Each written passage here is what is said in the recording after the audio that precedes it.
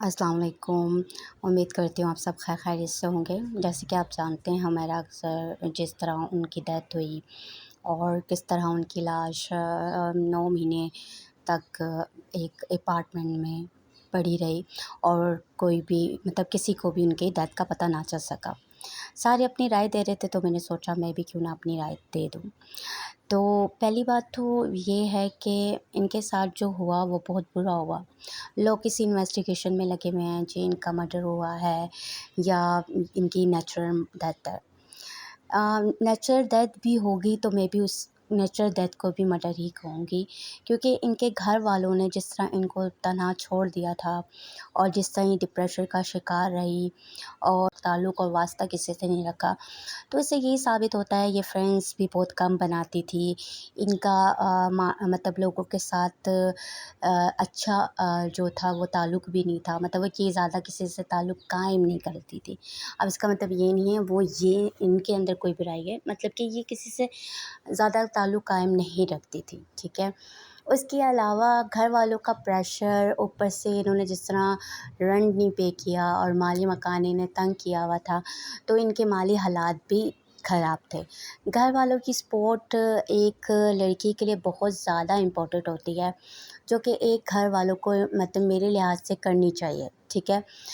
अगर लड़की माशरे में बाहर निकल रही है तो उसमें माँ बाप, बहन भाई इन सब की सपोर्ट की बहुत ज़रूरत होती है।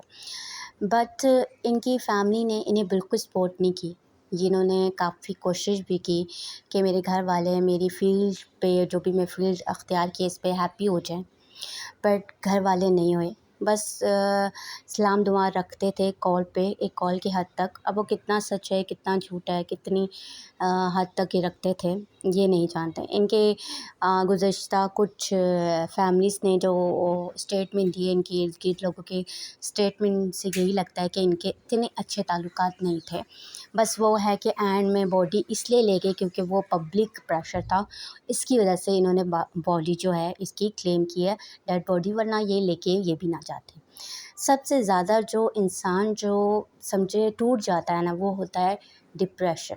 जब आपके आपके इर्द-गिर्द आपके पास कोई आपकी बात शेयर आप जिससे करना चाहें, जो आपको पॉज़िटिव वाइब्स दे, अपने ही होते हैं। जब आप किसी समझे कि आप एक ऐसे मोड़ पे पहुंच गए हैं जहाँ पे आपको ज़रूरत है किसी से बात शेयर करने की, पर आपको कोई नहीं मिल रहा, तो इनकी यही सिचुएशन थी कि ये अपनों से बात शेयर करना चाहती थी, बट इनके पास कोई अपना नहीं था और इसी की वजह से ये डिप्रेशन का शिकार हो गई और इनकी डेथ हो गई। ये भी एक तरह से मर्डर ही समझें आप, क्योंकि घर वालों ही ने इसके साथ ज़्यादती कर दी। अब खैर ये कोई इतनी, इनका जो बैकग्राउंड चेक किया है, एक नॉर्मल लड़की एक नॉर्मल स्ट्रगल एक नॉर्मल लाइफ जी रही हैं, तो मेरे लिहाज से घर वालों को एक्चुअली उन बच्चों के साथ, हर बच्चियों के साथ, उन बच्चियों के साथ नहीं, हर बच्चों के साथ सपोर्ट करना चाहिए जो बच्चियां लाइफ में आगे बढ़ना चाहती हैं, सोशल मीडिया में आना चाहती हैं या फिर